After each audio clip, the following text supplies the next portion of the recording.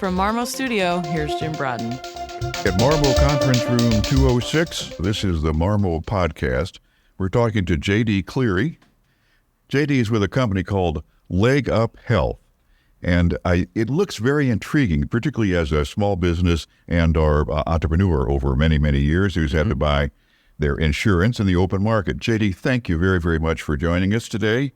And let's talk a little bit about what your company does and then sort of how you ended up getting into that area. And we'll spend about 10 minutes talking about it. Perfect. Well, yeah, thanks for having me, Jim. Appreciate the time and the opportunity here. LegUp Health is a health insurance concierge service that we created for small businesses and their team members. Right.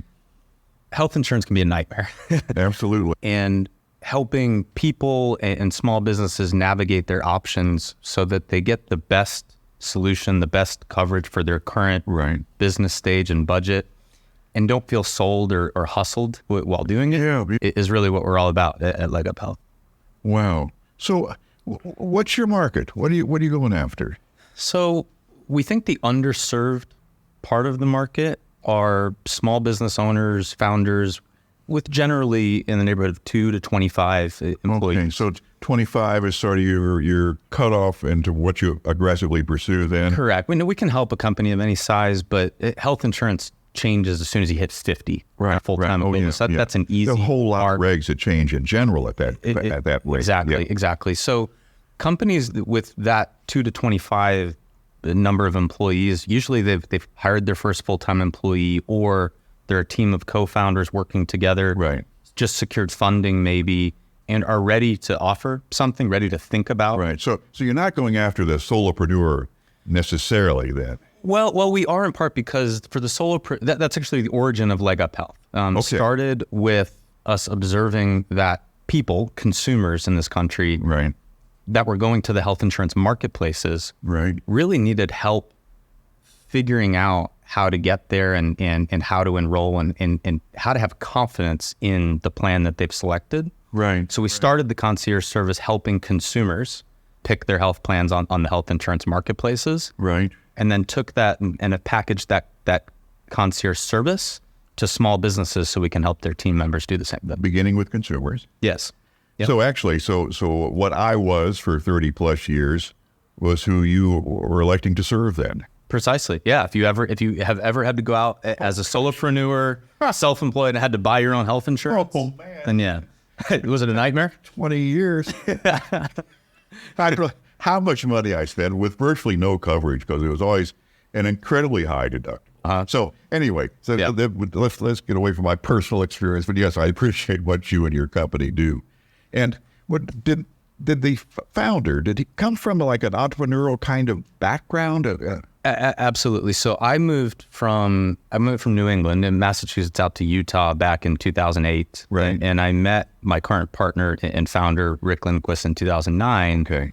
And he was with a company called Zane Benefits. And the whole philosophy back then, this is 2009, 2010, was, hey, small group health insurance is too expensive for the majority of small businesses, too administratively cumbersome. Basically, small group health insurance doesn't work for small businesses. Well, we put a program together where these companies nationwide could give tax-free money to their employees to go buy their own coverage. We built a software to help small businesses administer that. It was called a health reimbursement arrangement. Rick, my partner, extremely visionary within the small business health insurance sector. It really saw that there was this better way to do health benefits without traditional group health insurance. How did you maneuver through that? This is so intriguing to me. I mean, and you're a principal in this organization. Yeah, I'm a partner. So it's a small team. We've all worked within let's call it the tech ecosystem. How do we build software to help small businesses administer these complicated, arrangements where they're giving employees money for health benefits?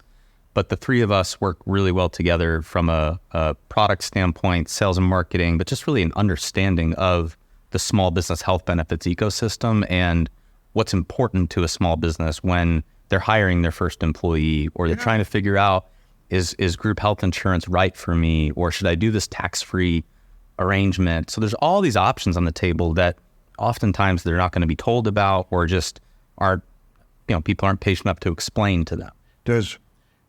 So the technical aspect of your product, I mean, obviously there's a lot of personal consultation, I'm guessing.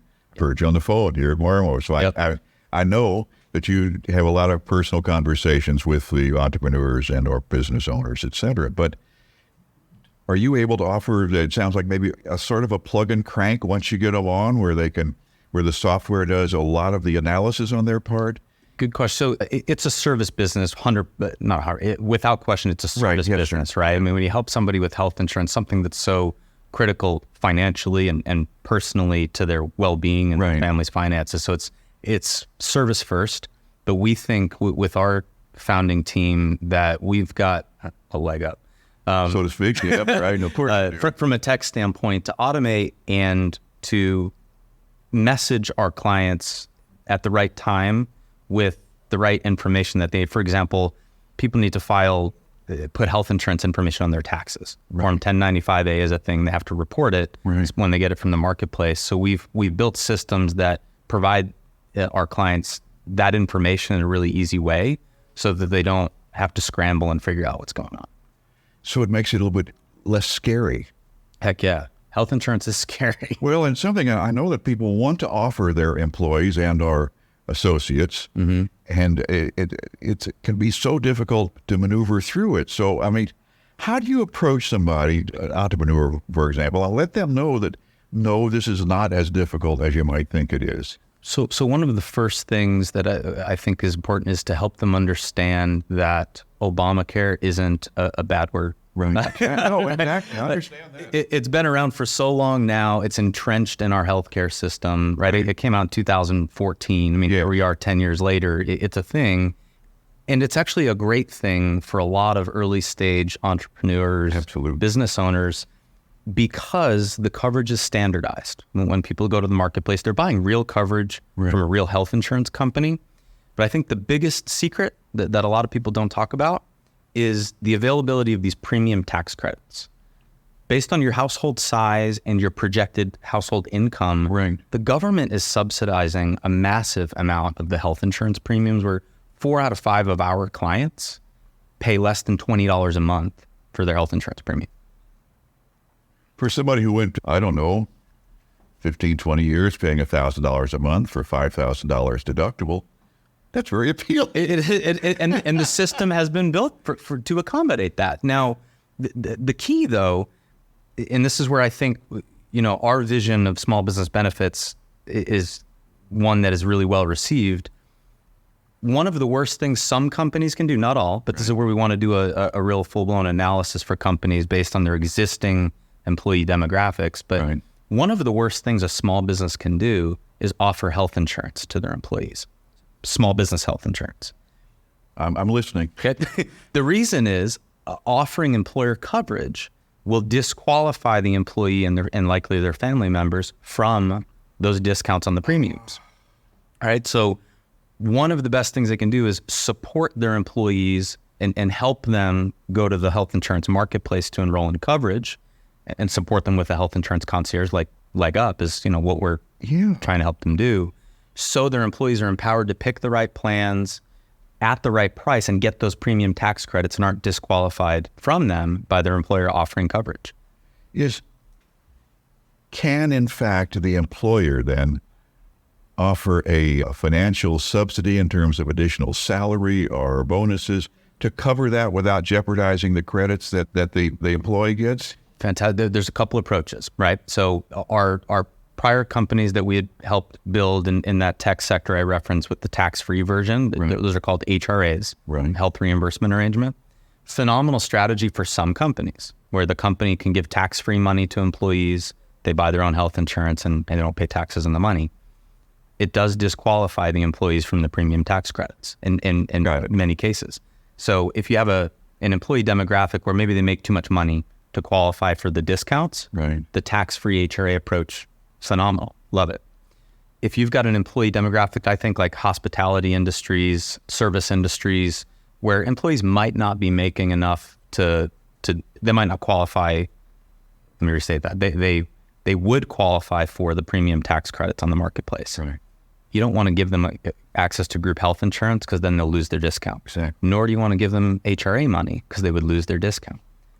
Let them go to the marketplace and buy it, and you can provide them taxable money toward it as an employer benefit, is the way that we think about it.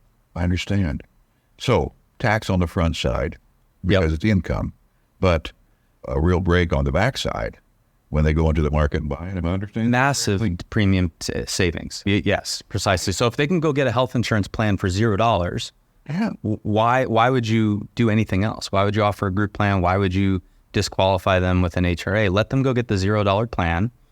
Give them some money. Maybe they use that money to fund their health savings account. Right. Maybe they want to use that money to, pay for rent for a couple of months. The benefit from a small business is money that the employee then gets to choose. Here on the island, Galveston Island, have a huge service community. All right. I mean, it sounds like this is just the place where, and many of them, most I guess, are probably either underinsured or uninsured. Mm-hmm. Because you hear the horror stories when something happens and they have to go to the emergency room or something like that. That's the only thing they can do. Yeah. And then have to live with the expense of that for a long, long time. Right. And horror story relates to me. We hear it all the time. Part of what we want to do is just help people through these horror stories, knowing what we know and all the different gotchas along the way within our crazy healthcare system. But for the hospitality, retail, small business, right. I think the challenge is, and what we aim to do is to help them see the vision that not offering health insurance, traditional health insurance, is a fantastic way of providing benefits to your people when they qualify for the discounts in the marketplace. Let them go take advantage of that and support them through providing a concierge service to help them navigate it, and then provide money toward it. If you as a small business owner can afford it, then go ahead and do it. So they need they need to evaluate the economic demographics, if you would, of their employee base, and then you can work with individual employees, and that's your concierge service to a degree? Yep. So individual employees, like I said, co-founders, solopreneurs are fantastic individual clients, because the health insurance system is made up such that we get paid by the health insurance company, and we're contracted with all of the health insurance companies through the marketplace. So our job is to be an unbiased guide to help that person pick the right plan for their current, family demographics and needs.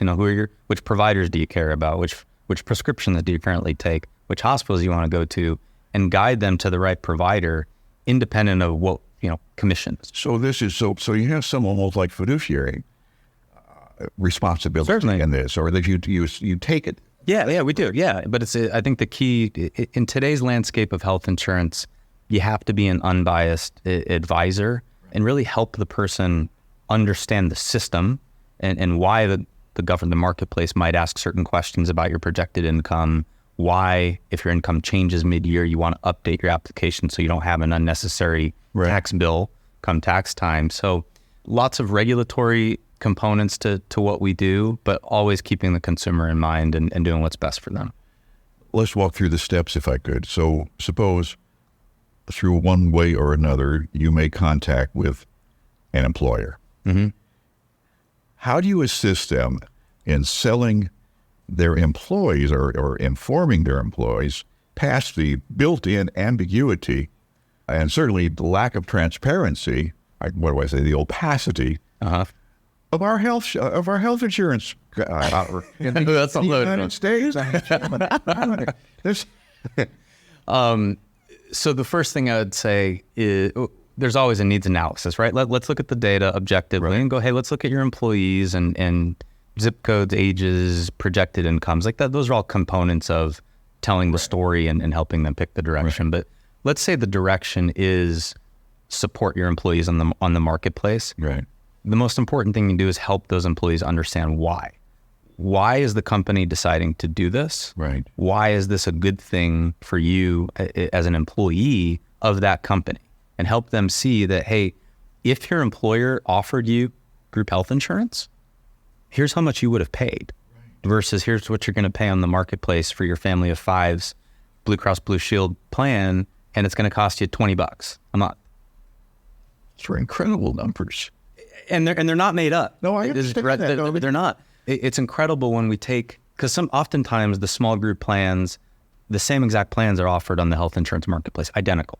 It's the same health insurance plan where, and I'm making these numbers up, an employer plan might be $1,200 per month, right? If the employer offers this, it's $1,200 a month for a family of 4 to participate in this.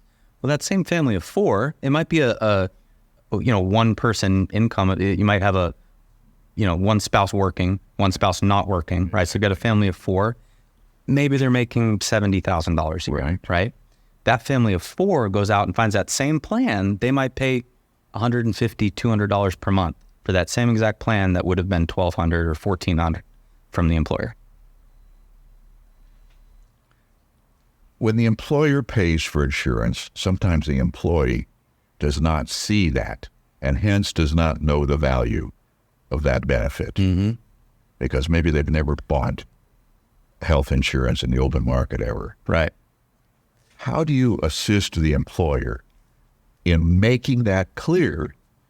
The value, this is the value proposition here is just unbelievable. Well, so a couple things come to mind. One is we do help companies do small group health insurance, right? So some companies, we look at the data and hey, traditional group health insurance maybe is best. Maybe they're trying to recruit a certain set of type of employee where group health insurance might work better. But that company where they've had group health insurance before and your employees don't know, that's one profile of company.